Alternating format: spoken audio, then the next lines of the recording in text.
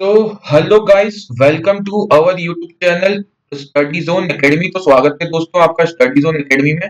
तो यहाँ पर हम बीएमसी पढ़ रहे थे। क्या पढ़ रहे थे मेरे भैया लोग? बीएमसी, बीएमसी और बीएमसी ही पढ़ रहे थे। तो हमारा यहाँ पर सीमेंट का चैप्टर नंबर 3 है। यहाँ पर मतलब चैप्टर नंबर 3 नहीं, सीमेंट का पार्ट नंबर 3 है। हमने सीमेंट देख लिया था, सीमेंट क्या होता है। फिर हमने देखा था कि सीमेंट ने बनाया, सीमेंट को जोसेफ एस्पर्गिन ने बनाया। फिर उसमें हमने बहुत सारे कंपाउंड्स देखे, फिर कंस्टिट्यूएंट देखे। लाइम होता है, सिलिका होता है, एल्यूमिना होता है, जिप्सम होता है, आयनोक्साइड होता है, मैग्नीशिया होता है, सल्फर होता है, अल्कली होता है। फिर हमने देखे बहुत सारे बॉक्स कंपाउंड। फिर हमने देखे कि बॉक्स कंपाउंड क्या क्या होते हैं। कुछ हमने बॉक्स कंपाउंड के बारे में ढंग से पढ़ा अच्छे से। फिर इंपॉर्टेंट नोट्स देखे। फिर हमने इंक्रीजिंग डिक्रीजिंग ऑर्डर देखा। फिर ओपीसी के बारे में कुछ कुछ पढ़ा था हमने। फिर मैन्युफैक्चरिंग प्रोसेस पढ़ी। डाई प्रोसेस में पानी यूज नहीं होता, ये प्रोसेस थी। वेट प्रोसेस में पानी यूज होता है, बस इतना डिफरेंस होता है इसके अंदर। और फिर सीमेंट के टेस्ट हमने स्टार्ट करी। फील्ड टेस्ट हमारे पूरे हो गए थे, स्टैंड टेस्ट हमारा हो गया था, और लैब टेस्ट में हमारा स्टार्ट हो गया था। क्या लैब टेस्ट में हमारा क्या चीज स्टार्ट हो गई थी? फाइनेंस टेस्ट हमने पढ़ लिया था, सीव टेस्ट। सीव टेस्ट हमने पूरा अच्छे से पढ़ लिया था। आज से बात करेंगे एयर परमिएबिलिटी टेस्ट की। एयर परमिएबिलिटी टेस्ट क्या होता है? इसमें ये निकाला जाता है कि सीमेंट के अंदर अगर हम सीमेंट से मोटार बनाएंगे या सीमेंट से कंक्रीट बनाएंगे तो उसके अंदर एयर तो नहीं चली जाएगी। इसके लिए क्या करते हैं, उसके अंदर एयर या वाटर तो नहीं चले जाएगा, वॉइड तो नहीं आ जाएंगे। इसके लिए हम एयर परमिएबिलिटी टेस्ट करते हैं। The principle of this test based on relation between flow of air through bed of cement particles and surface area of the particle forming cement bed। ठीक है, इसको ढंग से पढ़ लेना, समझ लेना।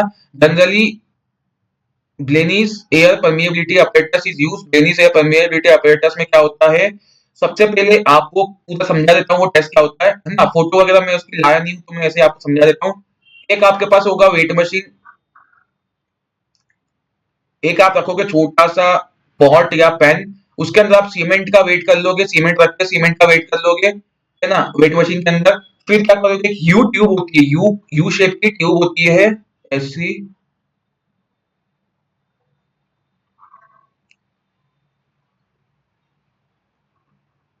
ऐसी शेप की ट्यूब होती है, यू शेप की।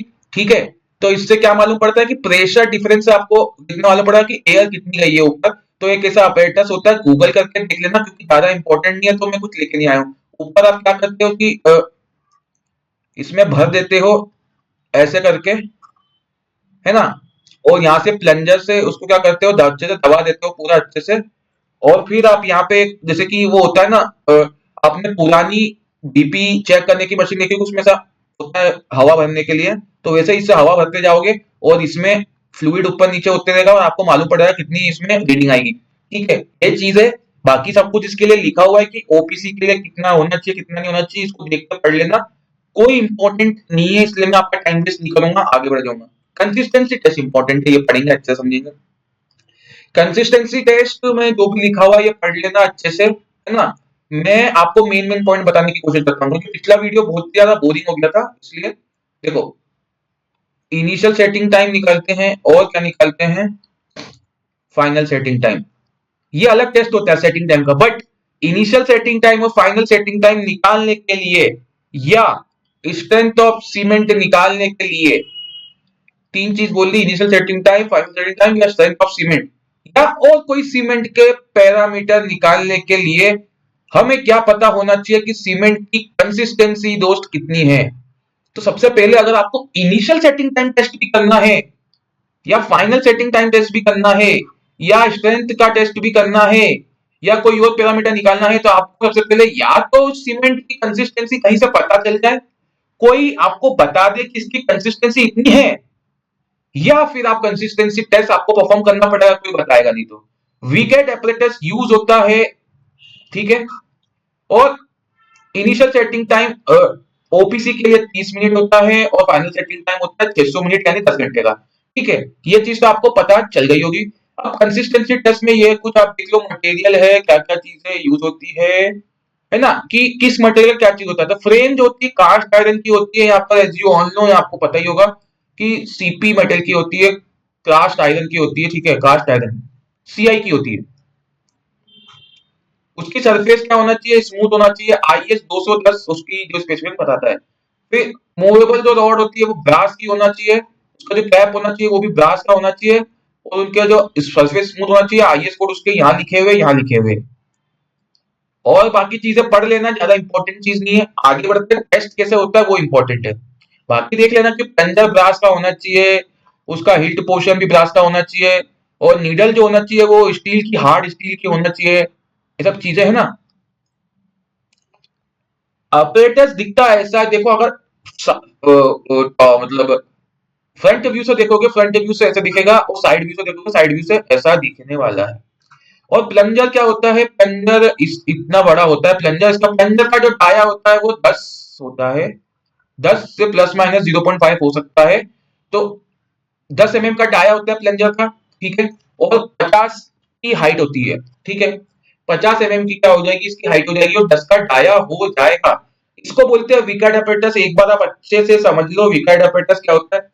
अब स्टैंडर्ड कंसिस्टेंसी ऑफ सीमेंट क्या होती है वो बता देते हैं। देखो ये चीज है, ये एक और आपको इनलार्ज व्यू ऑफ नीडल दिख रहा है, नीडल का इनलार्ज व्यू दिखा रहा है कि नीडल ऐसी दिखेगी आपको, ठीक है।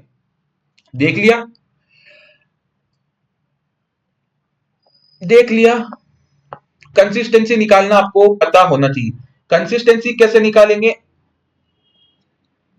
यहाँ पर तो देखो इनिशियल सेटिंग टाइम यहाँ पर टेस्ट आ गया।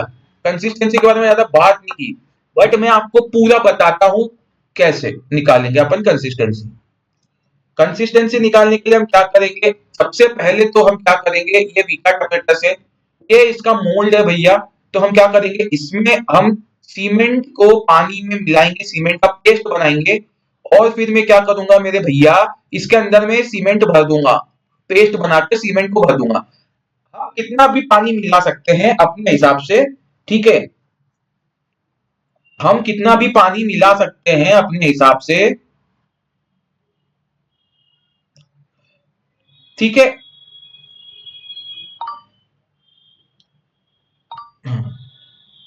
देखो हम कितना भी पानी मिला सकते हैं अपने हिसाब से, समझ में आया। यह टेस्ट क्या बताता है कि सीमेंट पेस्ट बनाने के लिए कितना परसेंट आपको पानी चाहिए, ताकि वो ज्यादा सीमेंट का जो पेस्ट है, जो घोल है सीमेंट का, ज्यादा थिक ना हो जाए या ज्यादा पतला ना हो जाए, ज्यादा गाढ़ा ना हो जाए या ज्यादा पतला ना हो जाए। तो पानी एक स्टैंडर्ड कंसिस्टेंसी वाला टेस्ट बने, इसलिए हम पानी को क्या है कि अच्छे से यूज करें यहाँ पे। तो बस आपको पानी को चेंज करते जाना है। आपको क्या लेना है कि मान लो कि 500 ग्राम आपने सीमेंट ले ली, अनुमान के हिसाब से आपने 24% से लेकर के 30% तक आपने पानी यूज किया।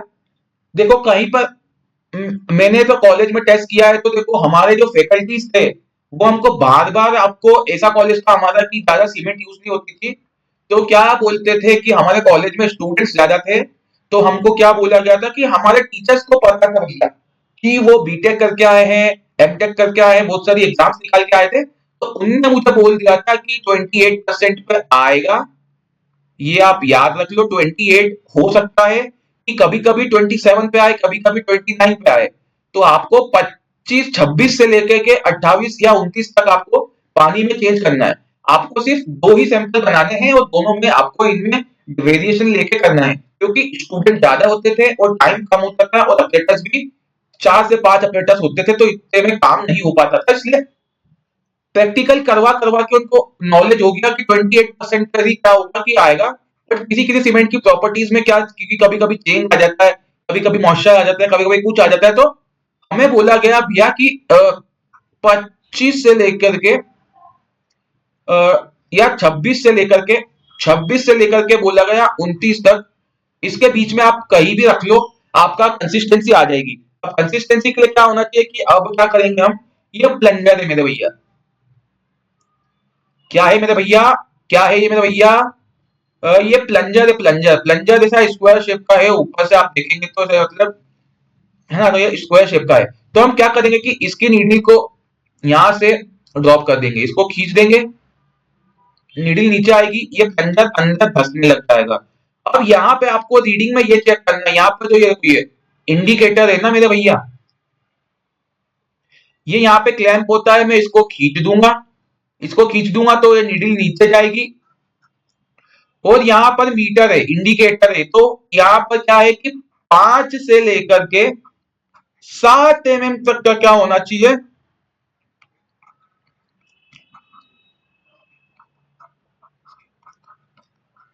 पेनिट्रेशन होना चाहिए। पेनिट्रेशन मतलब कि छाप छूटनी चाहिए, 5 से 7 तक अंदर जाना चाहिए वो। इससे ज्यादा अगर अंदर जाएगा तो आपको पानी क्या करना पड़ेगा, चेंज करना पड़ेगा, यानी कि परसेंटेज घटाओ या बढ़ाओ, अपने हिसाब से देखो। और आपको लेके आना कि 5 से 7 तक का आ जाए। तो वहां वो वाला पानी क्या है आपका, वो वाला पानी क्या है, अच्छी कंसिस्टेंसी के लिए आपको यूज में आएगा। तो ये कंसिस्टेंसी टेस्ट करना जरूरी है, क्योंकि इससे अब क्या है, initial setting time final setting time निकालेंगे। आगे बात करते हैं इनिशियल सेटिंग टाइम और फाइनल सेटिंग टाइम टेस्ट के बारे में। तो दोस्तों, इनिशियल सेटिंग टाइम और फाइनल सेटिंग टाइम टेस्ट क्या होता है?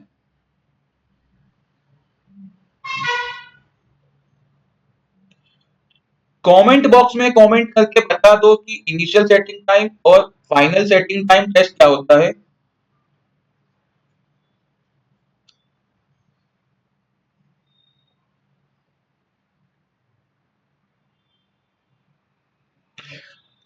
इसका मोटिव क्या है, एम क्या है, एम या मोटिव क्या है initial setting setting time test करने का?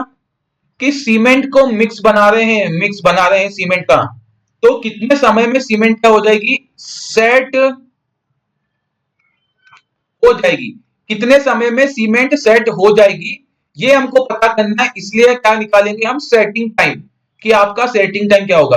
अब सेटिंग टाइम यहाँ पे दो टाइप के होते हैं। यहाँ पे आईएस कोड सेटिंग टाइम के लिए यूज होगा 4031 पार्ट 5। ये याद रख लो कि मैच द कॉलम टाइप के क्वेश्चंस बनने चालू हो गए हैं, अच्छे से आने लग गए हैं। तो इसमें पूछा जा सकता है कि सेटिंग टाइम टेस्ट का आईएस कोड क्या है, तो 4031 पार्ट 5 सब आपको लिखा हुआ है, सब मिल जाएगा आपको पूरा।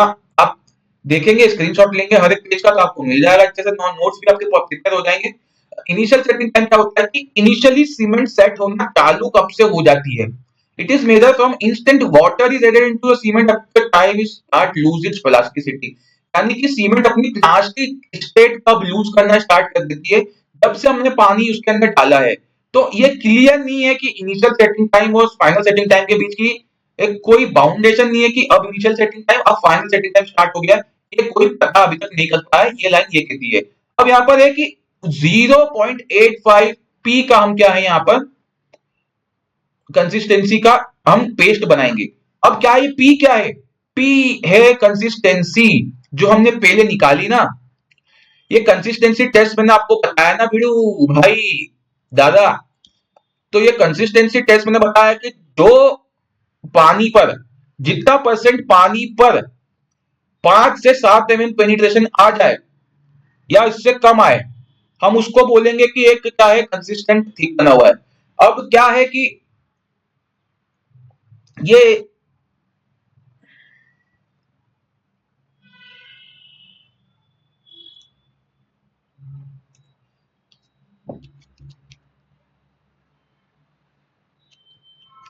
0.85 पी को मैं अच्छे से समझाता हूं। तो ये जो पी होता है ये स्टैंडर्ड कंसिस्टेंसी होती है। पी मतलब होता है, मैं शॉर्ट फॉर्म में लिखता हूं, STD कंसिस्टेंसी। तो ये स्टैंडर्ड कंसिस्टेंसी होती है। अब 0.85 पी का मतलब क्या होता है, 0.85 पी का मतलब क्या होता है, मतलब सीमेंट पेस्ट को हम 100% पानी नहीं मिलाएंगे उसमें, सीमेंट पेस्ट में हम सीमेंट पेस्ट पे पानी मिलाएंगे, जितनी उसकी कंसिस्टेंसी होगी उसका 0.85%, जितनी उसकी कंसिस्टेंसी आएगी उसका 0.85% इंटू जो कंसिस्टेंसी टेस्ट से जो हमारा वैल्यू आएगी उतना पानी मिलाएंगे। ठीक है, इसका मतलब ये होता है। ठीक है,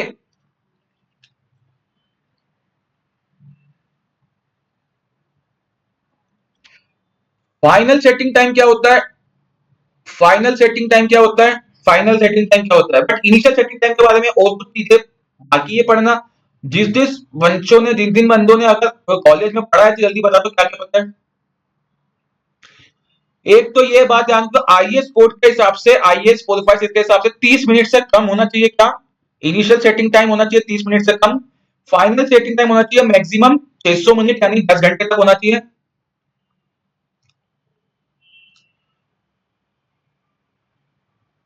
जब जब जब हमारी नीडल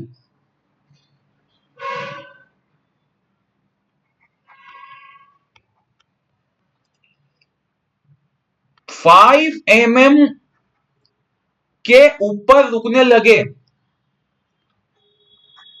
5 mm के ऊपर रुकने लगे, यानी 4 mm पे रुक जाए, 4.6 mm पे रुक जाए, तो हम बोलेंगे कि हमारी सीमेंट जो है सेट होना स्टार्ट हो गई, यानी इसका इनिशियल सेटिंग टाइम क्या हो गया है, स्टार्ट हो गया है। ये इसको क्या बोलेंगे, initial setting time. Final setting time क्या बोलेंगे, जब नीडल पेस्ट में पूरी तरह से जा ही नहीं।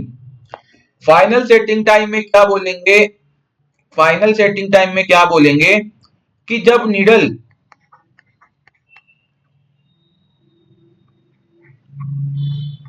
पेनिट्रेट ना हो,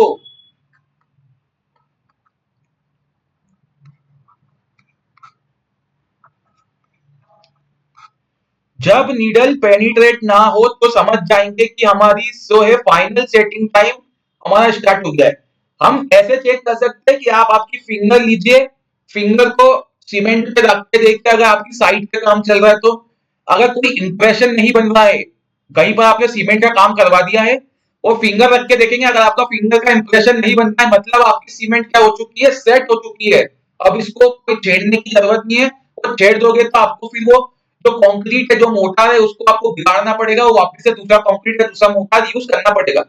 फाइनल सेटिंग टाइम में क्या होता है, यहां से मेजर होता है कि जब जब हमने सीमेंट को मिलाने के लिए, सीमेंट को घोलने के लिए, पॉइंटर कहां गया, हाँ ये रहा, सीमेंट को घोलने के लिए हमने पानी मिलाना स्टार्ट किया, जब से लेकर के सीमेंट कंप्लीटली अपनी प्लास्टिसिटी लूज कर दी। प्लास्टिसिटी लूज करना मतलब होता है कि उसको अपन किसी भी शेप में ढाल नहीं सकते, अगर ढालने की कोशिश करोगे तो वो टूट जाएगी, ठीक है, इसको बोलते हैं प्लास्टिसिटी। तो जब नीडल नहीं जाए, पेनिट्रेट ना हो, तो उसे क्या बोलेंगे, फाइनल सेटिंग टाइम बोलेंगे। ठीक है, समझ में आ गया आपको। और आपको फ्लैश सेटिंग और फॉल सेटिंग के आपको पहले के वीडियो में आपको समझा दी, तो वहां से जाके समझ लेना। अब स्ट्रेंथ टेस्ट है, तो कंप्रेसिव स्ट्रेंथ टेस्ट कैसे करेंगे दोस्तों,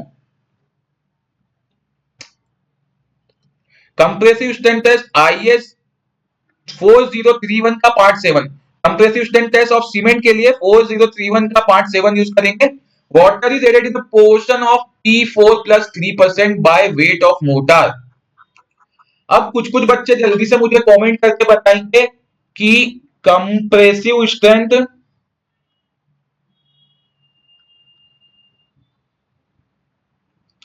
टेस्ट में, कंप्रेसिव स्ट्रेंथ टेस्ट में, कंप्रेसिव स्ट्रेंथ टेस्ट में P4 प्लस 3% पानी का मतलब क्या होता है, ठीक है, P4 प्लस 3% पानी का मतलब क्या होता है,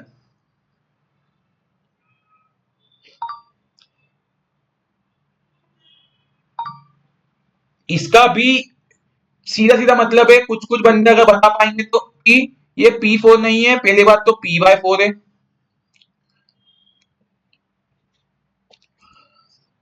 क्या है ये,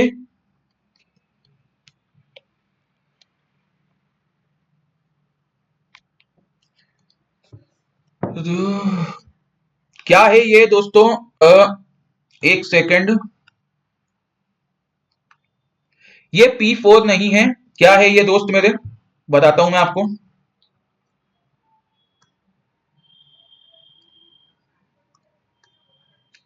ये मेरे भैया ये P/4 है, ठीक है, क्या है, P/4 है, ठीक है।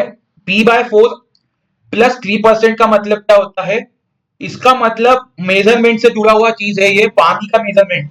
आसान भाषा में समझते तो P मतलब है स्टैंडर्ड कंसिस्टेंसी, P मतलब है स्टैंडर्ड कंसिस्टेंसी।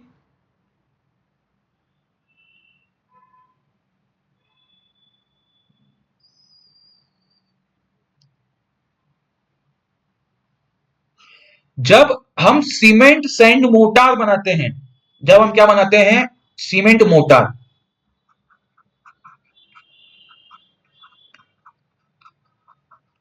तो ये वाला फॉर्मूला यूज करते हैं पानी को निकालने के लिए। P/4 मतलब क्या होता है, P/4 मतलब क्या होता है? P/4 मतलब क्या? मान लो कि आपका P जो आया है, स्टैंडर्ड कंसिस्टेंसी कितनी आई है? 28% आई है।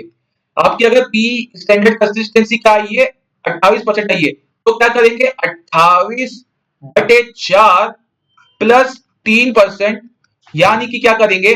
28/4 मतलब 7 और प्लस 3% मतलब कि ये हो जाएगा 10%। मतलब हम इसमें क्या करेंगे? सीमेंट मोटार बनाते हैं जब, तो हम वाटर ऐसे ऐड करते हैं P/4 प्लस 3%। इसका मैंने बाइफरकेशन आपको यहाँ पे बता दिया कि P मतलब अगर आपकी कंसिस्टेंसी जितनी भी आई है सीमेंट की, जो भी आपकी कंसिस्टेंसी आ रही है दादू बाबू, जो भी कंसिस्टेंसी आ रही है, मान लो 28% आ रही है, तो उसको पहले 4 से डिवाइड कर तो 7 आएगा, उसमें 3% ऐड कर दो मतलब 10। तो 10% हमको पानी यूज करना है। ग्रेजुअल कंप्रेशन लोड देना है 33 न्यूटन पर एमएम स्क्वायर का यूपीएम मशीन में या कंप्रेसिव टेस्टिंग मशीन के अंदर में। ट्यूब के सैंपल बनाने, average of 3 sample have been taken, minimum deviation होना चाहिए प्लस माइनस 15% का, ठीक है? सॉरी, मैक्सिमम डेविएशन होना चाहिए प्लस माइनस 15% का। Compressive strength, age factor, strength factor, ठीक है? एज मतलब 3 दिन पर कंप्रेसिव स्ट्रेंथ आनी चाहिए कितनी? 50%। 7 दिन पर आनी चाहिए 2/3 70%। 28 दिन पर इसकी कंप्रेसिव स्ट्रेंथ जो आपको चाहिए थी वो आनी चाहिए मतलब 100%। तो यहाँ पर सीमेंट की ग्रेड होती है 33, 43, 53। 3 ग्रेड की सीमेंट हमारे बाजार में मिलती है और बनती भी इतनी है। तो अगर आपकी स्ट्रेंथ 33 है तो उसका 50% 3 दिन में स्ट्रेंथ आनी चाहिए सीमेंट मोर्टार की, और उसकी 70% 7 दिन में आनी चाहिए, और 100% यानी 33 न्यूटन पर एमएम स्क्वायर हमारी आनी चाहिए 28वें दिन हमारी ये स्ट्रेंथ आपको मिल जानी चाहिए हमको, ठीक है? इसका मतलब ये होता है। अब ओपीसी के लिए, पीपीसी के लिए, ओपीसी के लिए, ओपीसी के लिए, ओपीसी के लिए, तो 3 दिन की स्ट्रेंथ अगर 33% का 50% निकालोगे तो 16 आएगा अप्रोक्सीमेटली, 16.5 आता है, 16 पॉइंट कुछ आएगा, बट हम क्या निकालेंगे? 16 ही बोलेंगे, 16। 7 दिन में 22 आएगी और 28 दिन में 33, जो कि मैंने आपको पहले बता दिया यहाँ पर, ठीक है? वही चीज है कि ओपीसी अगर 43 ग्रेड की है, 43 ग्रेड की है, तो 3 दिन में 50% यानी 23, 70% यानी 33 7 दिन में आनी चाहिए, और 28 दिन में फुल स्ट्रेंथ आनी चाहिए। देखो, तो मैंने कैसे याद किया था कॉलेज के टाइम में, और मैं कोई एग्जाम की तैयारी कर रहा था, तो कब कैसे स्टार्ट किया था कि 7 दिन में कितनी आनी चाहिए? 70। तो 7 धाम 70 यानी कि 7 10 70, तो मैंने याद कर लिया कि 70% स्ट्रेंथ 7 डेज में आनी चाहिए, और 28 डेज में तो पूरी स्ट्रेंथ आती है, तो पूरा मतलब क्या होता है? 1 मतलब होता है 100। मैंने ऐसे याद कर लिया था, वो 3 दिन में आधी आनी चाहिए, ठीक है? ये मैंने याद कर लिया। ऐसे 53 के लिए 27, 37 और 53, ठीक है? ऐसे ही है। 53 के लिए 27, 37 और 53, है ना? इतनी एज पे आनी चाहिए। अब कैटेगरी ए में जो आई स्ट्रेंथ होगी, बी में स्ट्रेंथ होगी, सी में होगी, डी में होगी, ई में होगी, एफ में होगी। तो ओपीसी को ए से लेके एफ तक में क्या है? 28 दिन के कंप्रेसिव स्ट्रेंथ पे एक हमने कैटेगरी में बांटा हुआ है। ए कैटेगरी में 32.5 से लेकर 37.5, बी में 37 से 42, सी में 42 से 47, डी में 47 से 52, ई में 52.5 से 57.5, और एफ में 57 से 5 से 62.5, ठीक है? अब साउंडनेस टेस्ट की बात करते हैं, ये लास्ट है। साउंडनेस टेस्ट हम कल से वीडियो में स्टार्ट करेंगे। साउंडनेस टेस्ट की मैं बात कर लेता हूं कि मेरे भाई, साउंडनेस टेस्ट क्या होता है? साउंडनेस टेस्ट सीमेंट अनसाउंड कैसे होती है? ड्यू टू लाइम होती है, सल्फर होती है और मैग्नीशिया होती है। साउंडनेस का मतलब क्या होता है कि change of volume during hydration, इसको क्या बोलते हैं? एक टेंडेंसी होती है, extent of volume change, tendency to change the volume of cement during hydration is called soundness. तो सीमेंट अनसाउंड कब बन जाती है? लाइम ज्यादा हो जाता है, सल्फर ज्यादा होता है और मैग्नीशिया ज्यादा हो जाता है। तो लाइम को निकालने की टेस्ट तो है, मैग्नीशिया को निकालने की टेस्ट भी है, बट सल्फर को निकालने की कोई भी टेस्ट नहीं है। 2 टेस्ट अपन पढ़ेंगे अगले वीडियो में, लाइम वाली और मैग्नीशिया वाली, ठीक है? तो दोस्तों पढ़ते रहिए और आगे बढ़ते रहिए, और थैंक यू। आज के वीडियो के लिए इतना ही, मिलते हैं नेक्स्ट वीडियो में, तब तक के लिए बाय बाय। जय हिंद, वंदे मातरम, भारत माता की जय।